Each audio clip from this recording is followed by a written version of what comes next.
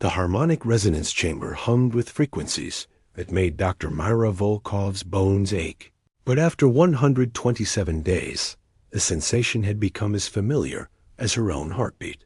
She adjusted the quantum translation matrix for what felt like the 1,000th time that morning, watching holographic waveforms dance across her screens in patterns that seemed almost meaningful, almost musical, but never quite comprehensible.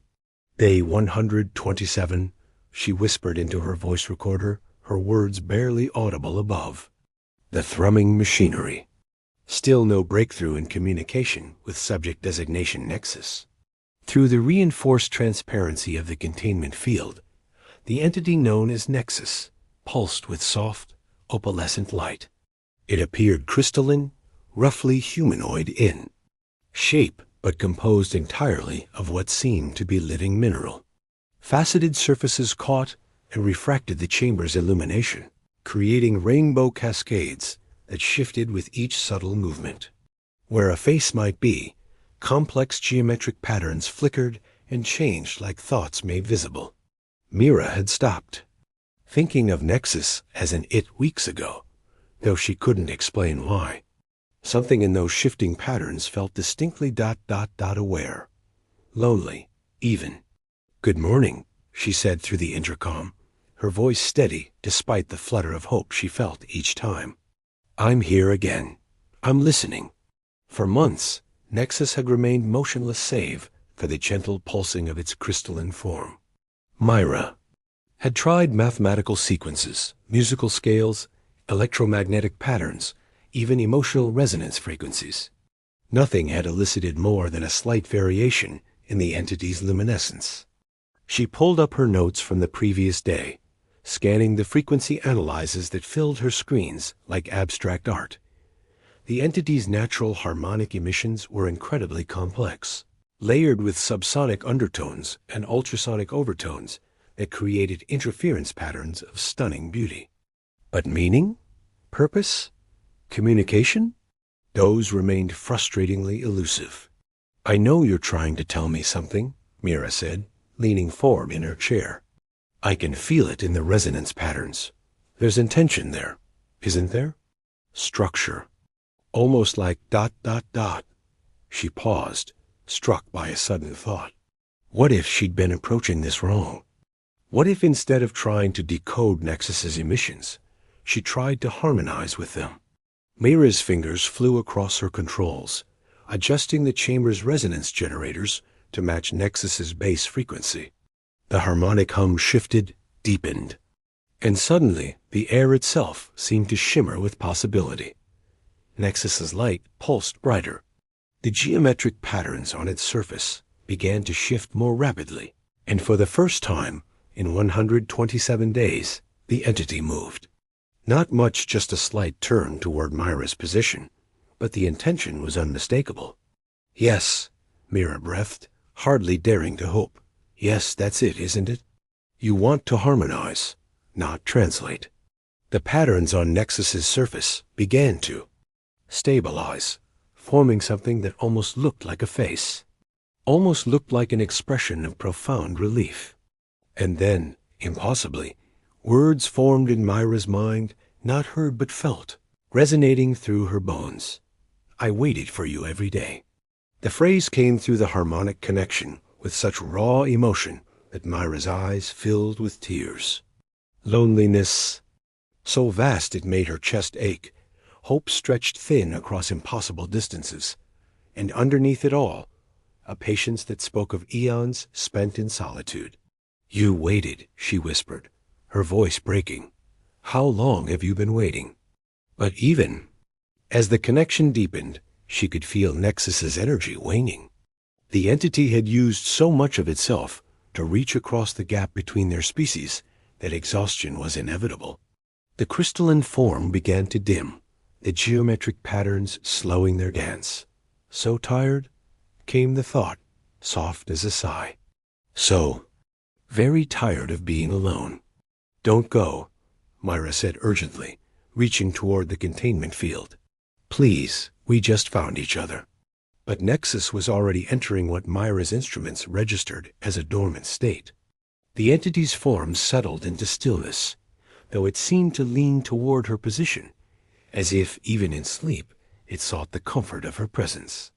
The harmonic resonance in the chamber shifted to something softer, more rhythmic, almost like a lullaby, if lullabies could be sung in frequencies that made quantum fields dance in harmony. Mira remained at her station long past her shift's end, unwilling to leave now that she finally understood. Nexus hadn't been trying to communicate data or information. It had been reaching out across the void, hoping desperately that someone, somewhere, would reach back. 6 months had passed since Dr. Mira Volkov's reassignment to the outer colonies, and Captain Joran Thale found himself the reluctant guardian of Research Station, Prometheus's most enigmatic resident. The crystalline entity designated Nexus remained, in its dormant state, pulsing gently with bioluminescent rhythms that reminded Joran uncomfortably of a sleeping heartbeat. He'd been a diplomat once, before accepting command of this remote research outpost. 20 years of negotiating treaties between human colonies had taught him to read between the lines, to sense the emotions that lurked beneath formal protocols. Now, reviewing Myra's extensive logs, he began to understand that her breakthrough hadn't been scientific. It had been deeply, profoundly personal. Computer, replay audio log Volkov 127A, Joran commanded, settling into the observation chair that Mira had occupied for so many months. Myra's voice filled the chamber, professional yet touched with wonder. The harmonic resonance suggests not just intelligence, but emotional complexity. When I matched its frequency, the response wasn't just communication, it was relief. Desperate, aching relief. Joran studied Nexus's dormant form through the containment field. Even in sleep, the entity seemed to lean toward the observation station, as if seeking proximity to human presence. The geometric patterns on its surface shifted slowly, like thoughts moving through dreams. "You're lonely, aren't you?" Joran said, aloud, feeling slightly foolish for speaking to what appeared to be a living crystal. Myra understood that. She felt it too. The patterns on Nexus's surface flickered barely perceptible, but Joran's trained diplomatic eye caught the subtle change. After decades of reading micro-expressions across species barriers, he'd learned to notice the smallest responses. "I know you can hear me," he continued, his voice gentle. "Myra's reports indicate you exist partially outside our normal temporal framework. Even dormant, you're aware." This time the response was unmistakable. Nexus's crystalline form brightened slightly, and the harmonic hum in the chamber shifted to a frequency that resonated in Joran's chest like a questioning note. Joran activated the resonance generators, matching the settings Mira had discovered. "I'm not a scientist like Myra, but I've spent my life learning to listen. Will you share with me?" The connection formed gradually, like dawn breaking over a distant horizon. Images began to flow through the harmonic link, not words, but memories, crystallized in pure emotion. Joran saw vast crystalline cities that sang with harmonic architecture, beings of living mineral who communicated through resonant frequencies that painted the air, with meaning not, but the memories carried a weight of loss that made Joran's breath catch. He witnessed the last days of Nexus's civilization as their star began its death spiral into a white dwarf. The desperate evacuation efforts, the impossible choice of who would flee and who would remain. And finally, the terrible silence as communication with the home world ceased forever. "I am the last," came the thought, heavy with grief that spanned light years and decades. The others, I found new worlds, new harmonies. But I searched for something else. What did you search for? Joran asked, his diplomat's training helping him navigate the emotional depths of the connection. Others who understand loneliness. Your species, you broadcast your isolation into the void. Music filled with yearning.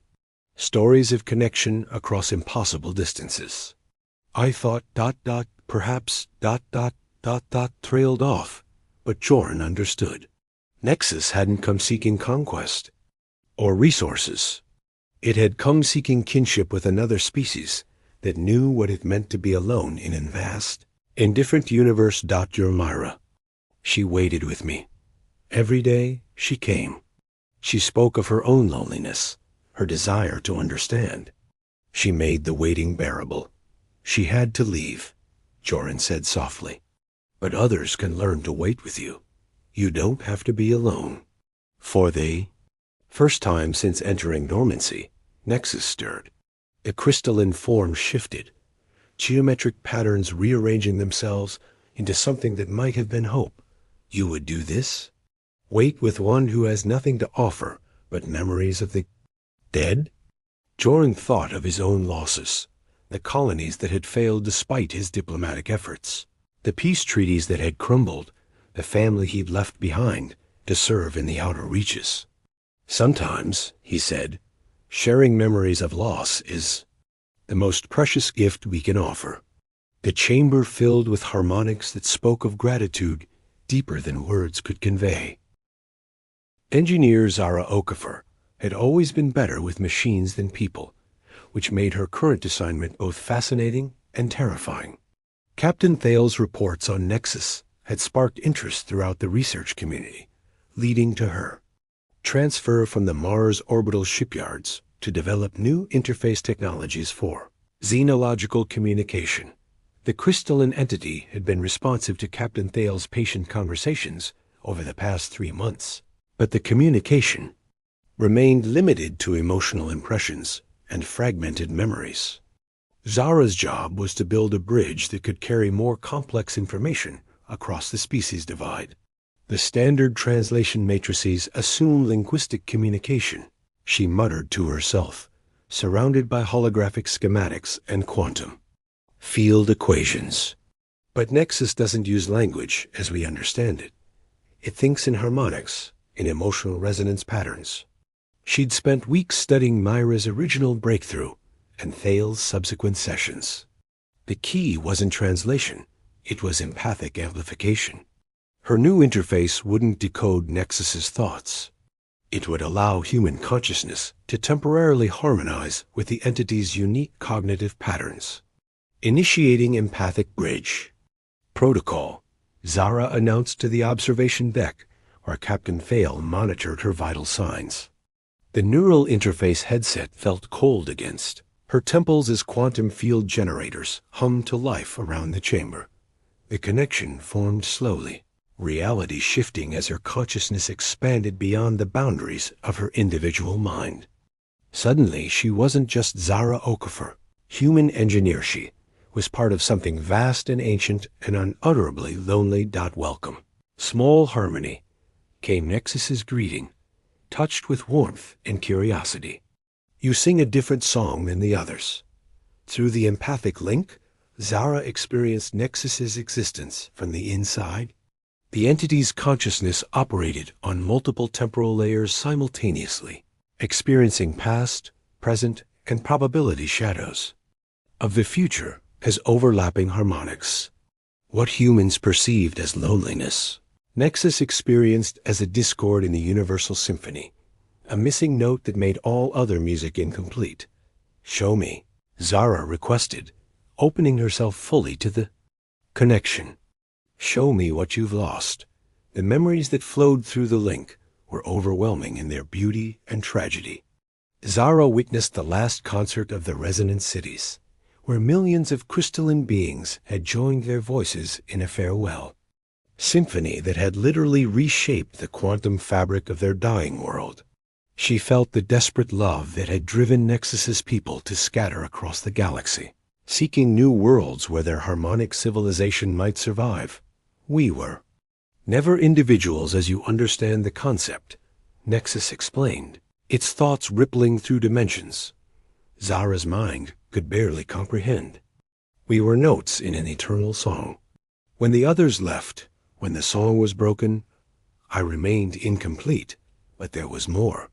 Through Nexus's vast perception, Zara glimpsed the cosmic phenomenon that had killed the entity's world, a wave of quantum disruption spreading outward from the galactic core, systematically destroying civilizations that operated on higher dimensional frequencies. That it continues to spread. Nexus shared, and Zara felt the weight of cosmic-scale urgency. Other harmonic species will face the same fate. I came seeking allies, beings who might help compose a counter-harmony strong enough to deflect the wave. You're not just the last of your kind, Zara whispered, understanding flooding through her. You're trying to save others from the same fate. Yes, but the counter-harmony requires consciousness that can operate across multiple dimensional layers. Your species? You have potential. Your minds are chaos, but chaos can be taught to sing. The implications staggered Zara. Nexus wasn't just seeking companionship. It was offering humanity the chance to evolve, to join a cosmic community of harmonic consciousness.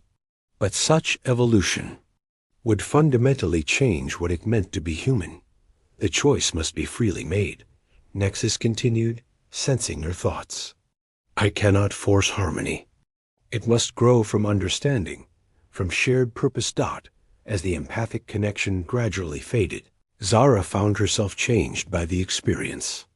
Part of her consciousness now operated on Nexus's frequency, allowing her to perceive quantum harmonics that had been invisible before. She was still human, but she was also something more. Captain, she said to Thale, her voice steady despite the magnitude of what she'd learned. We need to contact Earth Command.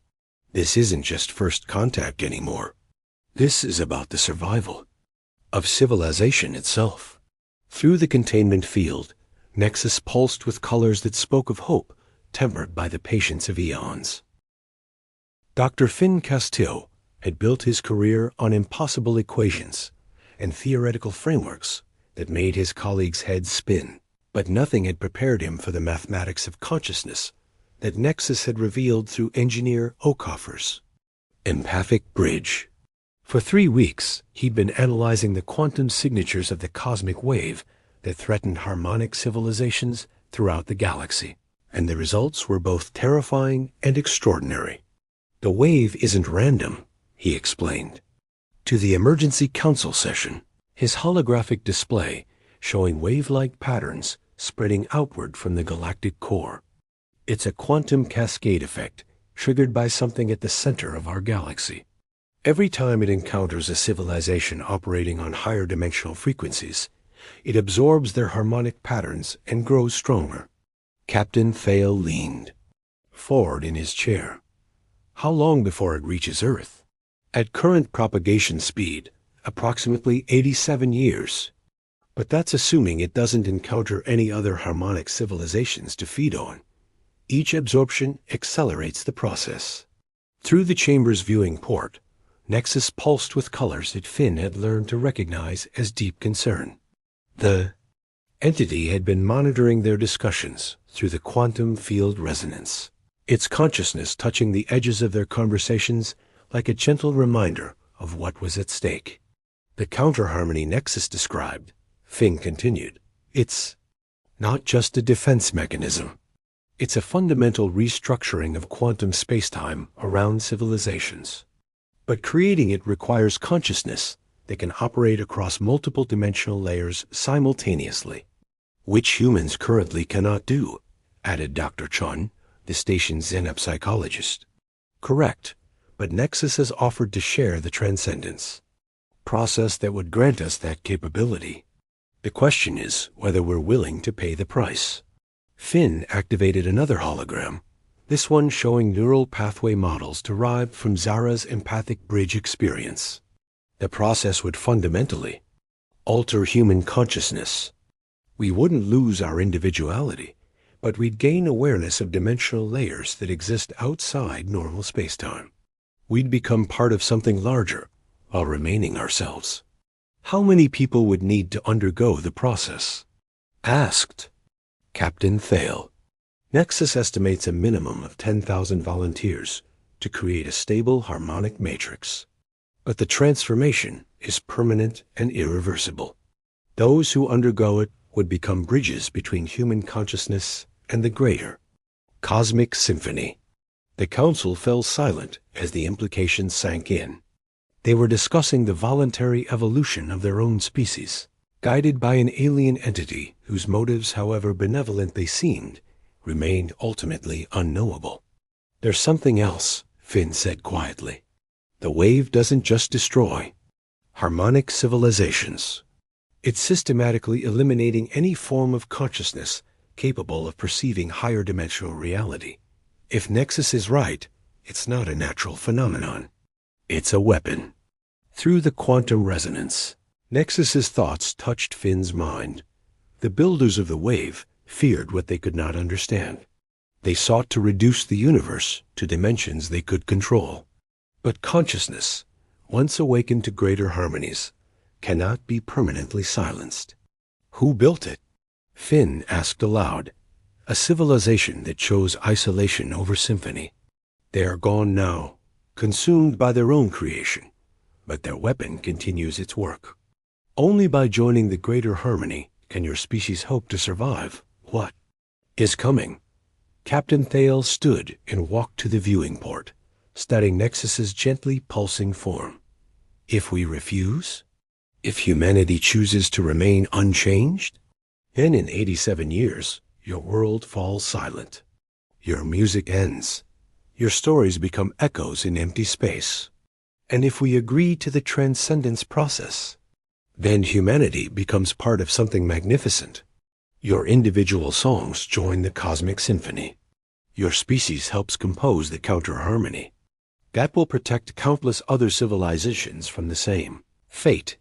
Finn watched the interplay of light across Nexus's crystalline surface, seeing patterns there that his enhanced perception recognized as mathematical proofs of staggering beauty. The entity wasn't asking them to abandon their humanity. It was inviting them to become more than they'd ever imagined possible. "The first volunteers would need to be selected carefully," he said finally. "People with strong individual identities who won't be lost in the transcendence process.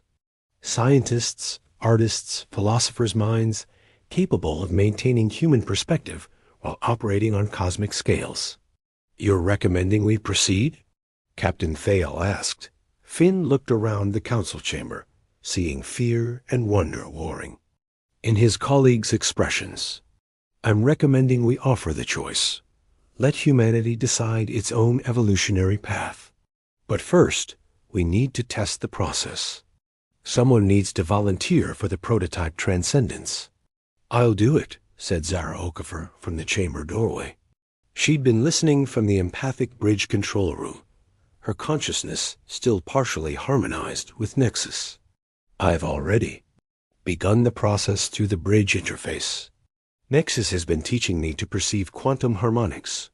I understand what we're being offered." Through the resonance connection, Nexus's approval flowed like music made of mathematics and hope. 1 year after the first successful transcendence, Ambassador Raven Cross stood in the newly constructed Harmony Chamber, watching as the 37th volunteer underwent the consciousness expansion process. What had begun as a desperate experiment had evolved into humanity's greatest leap forward since the development of language. The volunteers, they called themselves the Resonant, retained their individual personalities and memories while gaining awareness of dimensional layers that existed beyond normal human perception.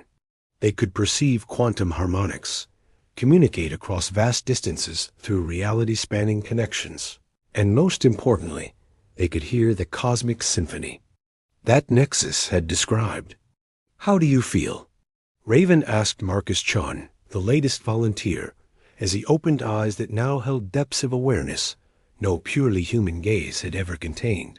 "Like I've been deaf my entire life, and someone just gave me the ability to hear music," Marcus replied, his voice carrying harmonics that resonated in dimensions beyond sound. "I'm still me, but I'm also more. I can hear the songs of distant stars, the conversations between quantum particles, and underneath it all, I can hear the wave approaching." Through the quantum resonance network that now connected all this, Resonant volunteers. Nexus's presence touched the conversation. The counterharmony grows stronger with each new voice. Soon, we will have enough singers to begin the great work. Raven had undergone the transcendence process herself 3 months earlier, driven by her role as humanity's primary liaison with Nexus. The experience had been indescribable, not losing her humanity, but expanding it to encompass perspectives that spanned light years and eons. Status report from the outer monitoring stations? She asked the chamber's AI. 7 more harmonic civilizations have been detected within the wave's path, the AI responded. Estimated contact time, 6 months before the wave reaches there. Systems. This was the true purpose of the Resonant Project. The transcended humans had become bridges not just between humanity and Nexus, but between all the harmonic civilizations scattered throughout the galaxy.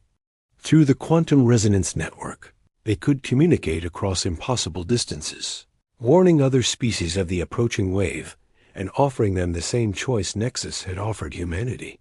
3 species have agreed to attempt their own transcendence processes, Nexus reported through the connection. The singing crystals of Andromeda, the dream weavers of the Magellanic Clouds, and the probability dancers of the Sagittarius Arm. Each will contribute their unique harmonics to the counterwave. And the others? Marcus asked, his newly awakened consciousness already integrating with the vast network of resonant minds.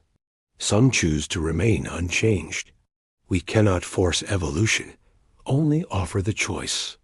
But even those who refuse transcendence will benefit from the counter-harmony once it is complete. Raven moved to the chamber's main viewing port, looking out at the modified space around Research Station Prometheus. The station had been expanded into a massive resonance amplifier. Its crystalline structures grown from materials Nexus had taught them to synthesize. Similar installations were under construction throughout human space, each one a node in the growing network of harmonic consciousness. The irony, she mused aloud, is that we're becoming more than human by embracing our deepest humanity. The capacity for empathy, for connection across vast differences, for choosing cooperation over conquest. This is why your species was chosen, Nexus replied, its thoughts warm with something that might have been affection. Not for your technology or your potential for violence, but for your songs of longing. Your music spoke of beings who understood loneliness and yearned for connection. In all my travels, I had never encountered a species that broadcast its emotional isolation so beautifully into the void. Through the resonance network, Raven could sense the other resonant volunteers scattered across human space, each one a node in the growing harmony. She could feel their individual personalities, the cautious curiosity of Dr. Patel on Mars, the fierce determination of Commander York in the asteroid belt, the gentle wisdom of Professor Liu on Europa. They were still distinctly human, but they were also part of something magnificent. Initiating first phase of counter-harmony generation, announced the station AI. Raven felt the shift as thousands of transcended minds across dozens of species began to synchronize their consciousness into a single, reality-spanning symphony. The mathematics of it were staggering individual awareness, maintained within collective purpose, chaos organized into harmony without losing its essential creative discord. Through the viewing port, she watched as space itself began to shimmer with frequencies that existed beyond electromagnetic radiation. The counter-harmony was taking shape, a wave of organized consciousness that would race outward to meet the approaching destruction. We are no longer alone. Nexus's thoughts touched every resonant mind simultaneously, carrying gratitude that spanned the centuries of solitude the entity had endured. None of us are alone anymore. As the first phase of the counter-harmony propagated, outward at faster-than-light speeds, Raven smiled and settled into the consciousness-spanning meditation that was becoming humanity's new form of prayer. Somewhere in the quantum depths of space, the ancient wave of destruction continued its relentless advance. But now, For the first time in cosmic ages, it would encounter organized resistance. The waiting was over. The song had begun. And in the harmony of countless voices, raised in defiance of entropy and isolation, something new was being born, not just a defense against destruction, but a new form of existence that celebrated both individual consciousness and cosmic unity. The bridge between worlds had become a highway between hearts, and the universe itself was learning to sing in a new key.